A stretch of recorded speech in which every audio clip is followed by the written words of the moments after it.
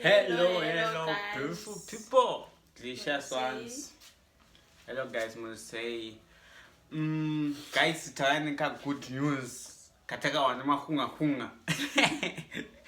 I got good news, guys, and I was so happy. Panaga life, you know, I was so happy. Like this is an opportunity, this is an opportunity. You want one, no go garage. We shall go to push your page. See that. Guys, mazanoza kuchikisa ngopusha ngwesa page kana kutusa video yemunhu ku platform yako to follow me.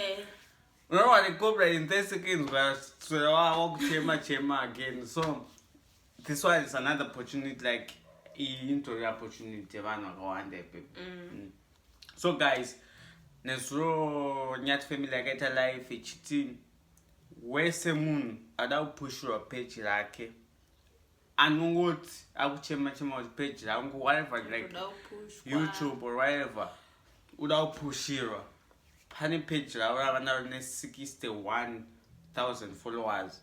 At least kwame mchitumira mavideo yenyu achaisa number za WhatsApp, mchitumira mavideo yenyu page renyu vanhu vachifollowa muchipananawo machance nhasi ndiningi, next week ndiningi, swera mangwana ndiningi and so on. amozazonzi kandiro kanenda unobva kamwe.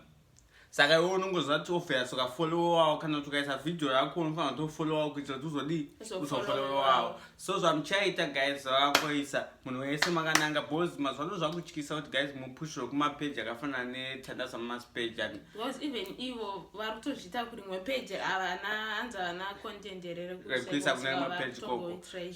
Saka at least zvinobenefita vanhu vakawandisa. Mungutoona isusu page redu ne 30 something, 35, 34, I'm not sure.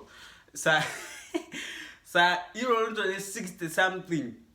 Anmuna saka so titori neregular tichatoisa koko ramai Mars page tichatoisa koko tiri ripushwe. Sa guys, panongonzi bela twa be the one to nokaya video takatokufollowa.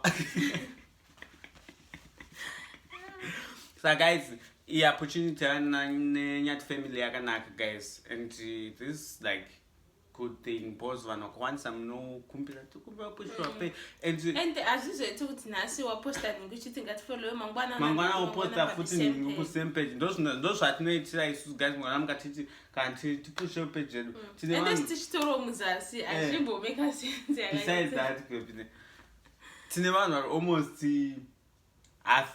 50 mark tosvika 50 unotogona kudarika push your page. Imagine every day togona ngoisa kunene ngopusha page ranini guys follow vanhu vampesa vabreakana nazvo and tikaisa one seems like tasarudza so azvizoite at least this one is high, this one at least iratuzonzi ndo page razvinenge zvakangomirira good opportunity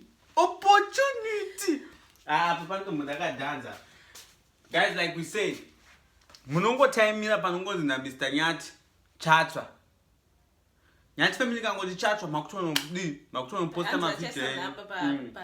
I'm sure maybe mangwana kana kuswera mangwana but pavanongototi ngende be the one kunotsata ukanda video wakatonofollowa and usaite godo followa vamwe kuitira kuti uzofollowawo. Okay. The song is Run Away now.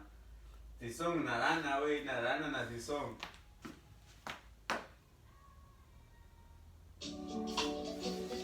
Saka chi takatoenda musazonganga mukuzonyorora tumadhanzi kana masvika ikoko vanhu vanoda tumadhanzi tuma something tumasegula tumayoko.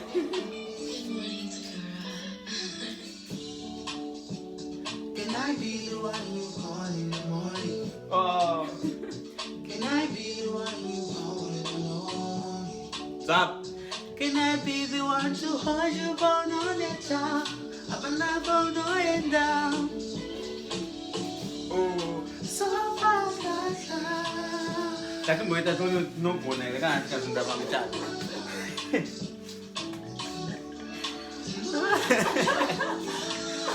Kutondesa mwana wayo mazero ayo. Before kids say, Oh. I'm ready to love you. I'm ready. Okay guys, takatunda guys, let's go. Let's go. And I'm gonna my page, my video. Do your best. It's a video yako yakanyanya kuti vanhu vafollowoji vanyatsoziva kuti this one now one of them. It's that I don't know. But I got a life and so I was like wow. And vanhu vakawanda vada kupush on my page. But hatizombokonai mufara guys. Hanti ndozvamaida. Bye bye.